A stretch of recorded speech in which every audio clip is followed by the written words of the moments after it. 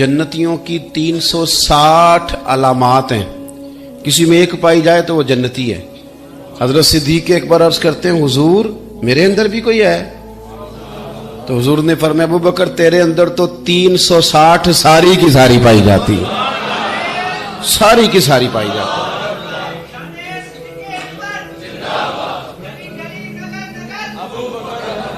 अपनी जिंदगी अमल वाली जिंदगी बनाएं, फारग क्यों बैठना है? और दिन जो छोटे हैं तो रोजा रखा जाए, क्या हर्ज है?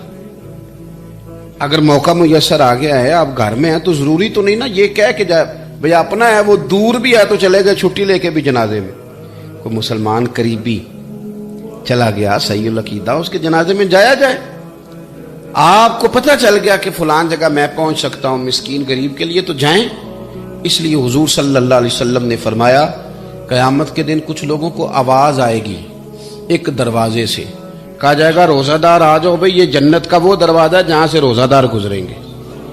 हुजूर फरमाते एक दरवाजा वो होगा जहां से पक्के नमाजी इधर आ जाओ भाई, ये दरवाजा नमाजियों के लिए। हाजी आ जाओ जी इधर, ये दरवाजा हाजियों के लिए। मुजाहिद आ जाओ, गाजी आ जाओ, ये दरवाजा तुम्हारे लिए। जो जो नेकी करता रहा दरवाजे से आवाज आएगी, हर बंदे के अमल के मुताबिक दरवाजे से आवाज आएगी। और हुजूर फरमाते हैं, जब मेरे अबू बकर आएंगे तो इनको हर दरवाजे से आवाज आएगी, इधर आ जाओ, इधर आ जाओ। और नेकियां किस तरह करके की? हुजूर सल्लल्लाहु अलैहि वसल्लम ने ना हमें एक सबक दिया। ये नौजवान इधर देखें जी, वीडियो ज्यादा जरूरी नहीं जी, वीडियो तो पहला भी तुहानू लभदी रहिंदी। अज तो असीं पक्के लभे हैं, साडी गल कोई सुनो, कोई साडे नाल करो।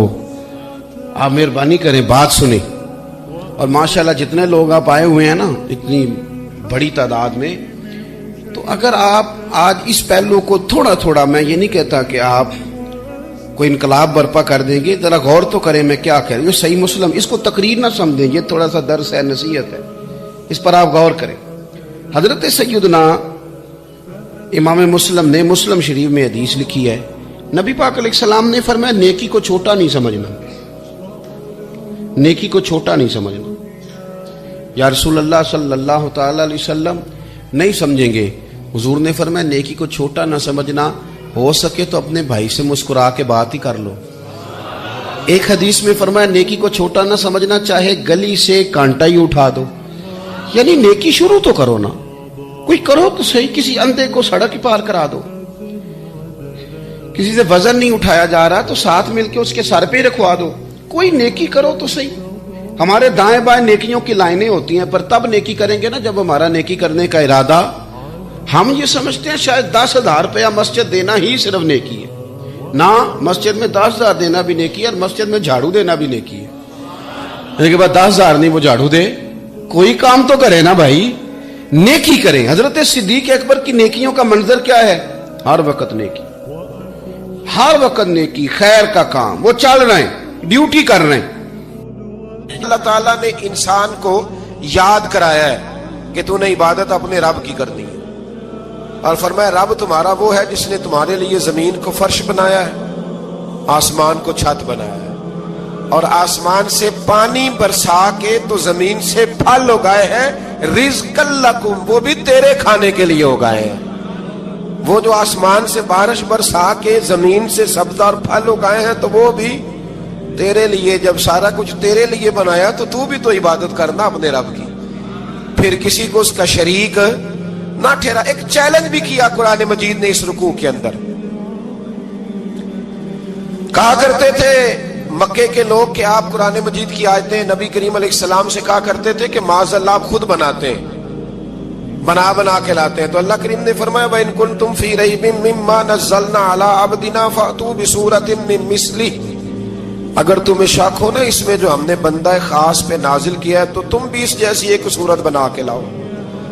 पढ़े लिखे तो तुम भी हो ना, मक्के में तुम भी रहते हो, तो एक सूरत बना के लाओ। कुरान मजीद हमसे छीना गया है साजिश के तहत, इसलिए कि जिस कौम को कुरान आ जाता है ना, फिर कोई काफिर उसका मुकाबला नहीं कर सकता। देखे ना, अगर काफिरों के पास जवाब होता कुरान पाक का, तो बदर और ओहद में ना कोई आयत बना के लाते कुरान के मुकाबले की, तलवारें लेके ना आते, उनके पास जवाब ही नहीं था। और कयामत तक किसी काफिर के पास कुरान मजीद का कोई जवाब قرآن کا کوئی جواب، قسم اللہ کی جواب کوئی نہیں قرآن کا، اس کا کوئی جواب نہیں۔ کیا بات ہے قرآن پاک کی۔ وہ ایک دفعہ مسلمہ کذاب بے ایمان کہنے لگا میں نے بنا لیا قرآن پاک کا جواب، معاذ اللہ۔ جواب کیا بنایا؟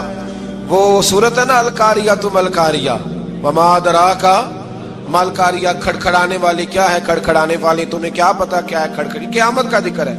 کہنے لگا میں نے اس کی ایسی صورت بنا لیا، تو کیا بنایا؟ الفیل ملفیل، وما ادراک ملفیل۔ کہنے لگا ہاتھی، تمہیں کیا پتا کیا ہاتھی، تم کیا جانو کیا ہاتھی۔ تو پاس جو اس کے اپنے بیٹھے تھے نا چیلے، وہ کہنے لگے چپ کر جا، سارے زمانے کو پتا ہے ہاتھی کیا ہوتا ہے۔ تو پاگل ہے، اس کے دو کان ہوتے ہیں، ایک سونڈ ہوتی ہے، چار اس کے پیر ہوتے ہیں۔ بیوقوف آدمی قرآن کا مقابلہ کرنا ہے تو کچھ چج کے ساتھ کر، پاگلوں کی طرح مقابلہ کرے گا، جوتے کھائے گا بھی، ہمیں بھی پڑھوائے گا۔ تو قرآن مجید کا کوئی مقابلہ کر سکا؟ تو اس آیت مبارکہ میں اللہ نے کافروں کو یہ کہا اگر مقابلہ نہیں کر سکتے تو پھر اللہ سے ڈرو، ورنہ دوزخ میں ڈالے جاؤ گے، وہ جس کا ایندھن آدمی اور پتھر ہے، اور بنائی بھی کافروں کے لیے گئی ہے۔ اعدت للکافرین، جہنم کس کے لیے بنائی گئی ہے؟ کافروں اور منافقوں کے لیے۔ مسلمانوں کے لیے بنائی گئی، مسلمان مرضی سے چھلانگے لگائیں تو ان کی موج ہے، ورنہ ان کے لیے جہنم، ان کے لیے اللہ نے جنت بنائی ہے۔ اور یہ بات کرتے ہی رب کریم نے فرمایا اے محبوب علیہ الصلوۃ والسلام، مومنوں کو خوشخبری دے دیں کہ اللہ نے ان کے لیے جنت بنائی ہے، اس میں باغات ہیں، انہیں رزق دیا جائے گا کھانے کے لیے، اور اس میں انہیں پاکیزہ بیویاں دی جائیں گی، اور پھر وہ اس میں ہمیشہ رہیں گے، انہیں اس سے نکالا نہیں جائے گا۔ آگے جو آیات کریمہ ہے نا، اس کے اندر اللہ تبارک و تعالیٰ نے فرمایا ہے کہ اللہ حیا نہیں کرتا سمجھانے کے لیے مچھر کی مثال بھی دینی پڑے۔ فرمایا قرآن سے کچھ لوگ ہدایت حاصل کرتے ہیں اور کچھ گمراہ ہو جاتے ہیں۔ جب لوگ اپنی مرضی کی تشریحات چاہتے ہیں تو گمراہ ہوتے ہیں، اور جب قرآن کو رسول اللہ صلی اللہ علیہ وسلم اور امت مسلمہ کی تشریحات کی روشنی میں سمجھتے ہیں تو پھر اللہ ہدایت عطا فرماتا ہے۔ پھر اللہ تبارک و تعالیٰ نے آگے ارشاد فرمایا حضرت آدم کی پیدائش کا واقعہ۔ کچھ مفسرین نے لکھا اللہ نے مشورہ کیا تھا فرشتوں سے، وَإِذْ قَالَ رَبُّكَ لِلْمَلَائِكَةِ إِنِّي جَاعِلٌ فِي الْأَرْضِ خَلِيفَةً، لیکن کچھ مفسرین کہتے ہیں کہ اللہ کو ضرورت نہیں فرشتوں سے مشورہ کرنے کی، اللہ نے فرشتوں سے مشورہ نہیں کیا، بلکہ رب نے انہیں آگاہ فرمایا تھا کہ میں لگا ہوں زمین پہ اپنا نائب بنانے، میں خلافت دینے لگا ہوں زمین پہ۔ اب یہ تو دینے والی کی مرضی ہے نا، اس نے کس کو دینی ہے، یہ تو دینے والے کی مرضی ہے نا اس نے۔ تو کچھ لوگ کہتے ہیں کہ دینے والے سے زیادہ ہمیں پتہ ہے، تو فرشتوں کو بھی یہ اجتہادی خطا ہو گئی، کہنے لگے یا اللہ اسے نہ بنانا، یہ فساد کرے گا، یہ خون ریزیاں کرے گا۔ تو اللہ نے فرمایا جو میں جانتا ہوں وہ تم، اللہ اکبر۔